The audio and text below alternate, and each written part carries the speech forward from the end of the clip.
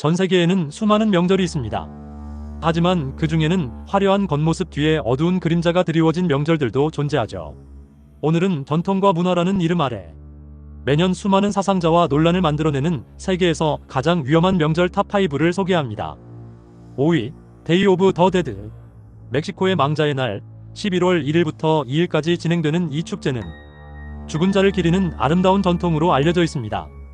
해골 분장을 하고 조상의 영혼을 맞이하는 오프렌다 제단, 컬러풀한 퍼레이드까지 유네스코 무형문화유산으로 지정될 만큼 문화적 가치를 인정받고 있죠. 하지만 관광객이 몰려들면서 돈벌이 수단으로 변질되었고 대규모 인파가 몰리는 퍼레이드에서는 군중 혼잡과 교통사고가 빈번하게 발생하고 있습니다. 죽음을 긍정적으로 받아들이는 철학은 아름답지만 이제는 그 철학마저 돈에 팔려버린 상황입니다. 4위, 할로윈. 10월 31일 전 세계적으로 열리는 할로윈.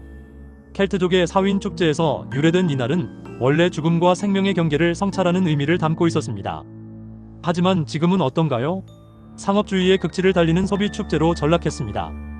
그리고 2022년 10월 29일 대한민국 서울 이태원에서 역사상 최악의 참사가 발생했습니다.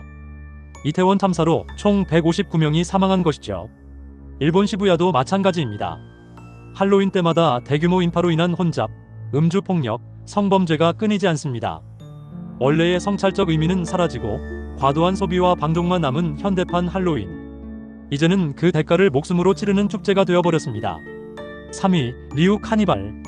세계 최대 규모의 카니발, 브라질 리우 카니발. 매년 2월에서 3월 사이 열리는 이 축제는 삼바 퍼레이드와 화려한 의상으로 유명합니다. 하지만 지금은 극심한 선정성과 노출, 대규모 성범죄가 매년 반복되고 있습니다. 소위 카니발 베이비라 불리는 축제 기간 임신 문제는 브라질 사회의 고질적인 문제가 되었습니다. 2018년에는 더욱 끔찍한 사건이 발생했는데요. 카니발 기간 동안 총격전이 벌어져 경찰관 5명이 사망했습니다. 강도와 절도는 일상이 되었고 관광객들도 표적이 됩니다. 춤추다 죽을 수도 있는 축제, 이게 과연 문화라고 할 수 있을까요? 2위, 송크란 SONGKRAN. 태국의 물축제 송크란, 매년 4월 13일부터 15일까지 태국 전역에서 열립니다. 원래는 불상과 어른들에게 물을 끼얹어 애군을 싣고 행복을 기원하는 전통 명절이었죠. 하지만 지금은 전 국민이 참여하는 대규모 물싸움으로 변질되었습니다. 그리고 매년 끔찍한 사고가 반복됩니다. 2025년 송크란 기간 단 이틀 동안 태국에서 100명이 사망하고 752명이 부상당했습니다.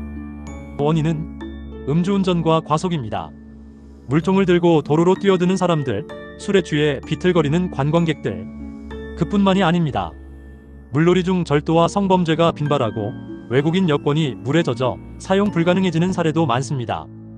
2024년에는 한국인 남성이 방콕 도심 한복판에서 노상 성행위를 해 체포되는 황당한 사건까지 발생했습니다. 매년 수백 명이 죽어나가는데도 변하지 않는 이 축제, 과연 계속되어야 할까요? 1위, 아슈라. 1위는 이슬람력 무하람월 10일에 열리는 아슈라입니다. 2025년에는 7월 6일이고요. 이날은 680년 카르발라 전투에서 예언자 무함마드의 손자 후세인 이븐 알리가 순교한 것을 기리는 날입니다. 문제는 바로 그 추모 방식입니다.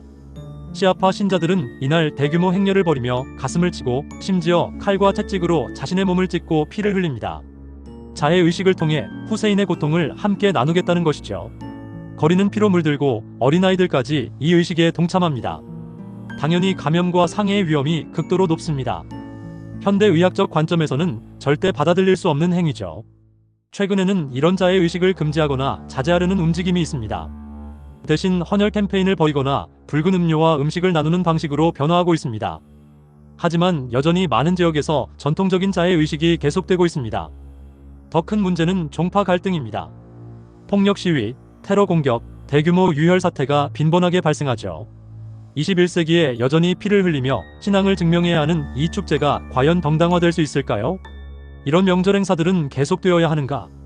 화려한 축제 뒤에 숨겨진 어두운 진실. 여러분은 어떻게 생각하시나요?